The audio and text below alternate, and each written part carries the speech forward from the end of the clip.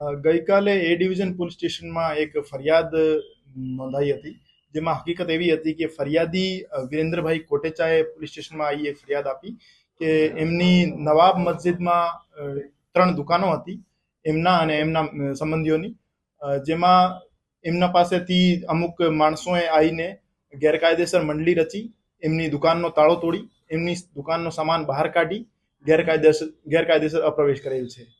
તો એના માટે એ ડિવિઝન પોલીસ સ્ટેશનમાં ફરિયાદ નોંધાઈ છે અને અત્યારે તપાસ ચાલુ છે. પ્રથમ દ્રષ્ટિએ એવું જાણવા મળ્યું છે કે દુકાન ભાડુઆત તરીકે દુકાનમાં ફરિયાદી રહેતા હતા અને લાંબા સમયથી એમના પાસે દુકાનનો કબજો હતો. વકફ બોર્ડનો એક હુકમ હતો જેમાં આરોપીને નિયમાનુસાર કાર્યવાહી કરી કબજો મેળવવાનો નિર્દેશ હતો, પણ જે આરોપી છે એમને નિયમોની પાલના કર્યા વગર ગેરકાયદેસર પ્રવેશ કરી દુકાનનો કબજો મેળવ્યો, એટલા માટે ફરિયાદ દાખલ કરવામાં આવી છે. આ રીતની જે પ્રક્રિયા હોય જેમાં લાંબા વર્ષોથી કબજો હોય કોઈનો, તો એ ખાલી કરાવવાની કાયદેસર પ્રક્રિયા શું હોય?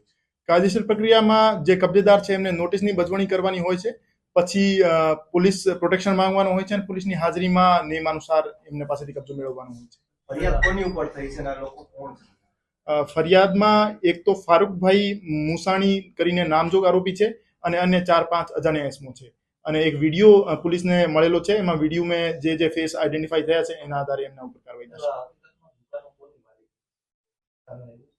આ તપાસમાં સામે આવશે. હજુ અમને આ બાબતે ખરાઈ કરવાની બાકી છે. ઓર્ડર સાચો છે કે ખોટો, કે પછી નોટિસ છે કે એમાં ઓર્ડરનો વકફ બોર્ડથી વેરિફિકેશન કરવામાં આવશે. પ્રથમ દ્રષ્ટિએ સાચો લાગે છે.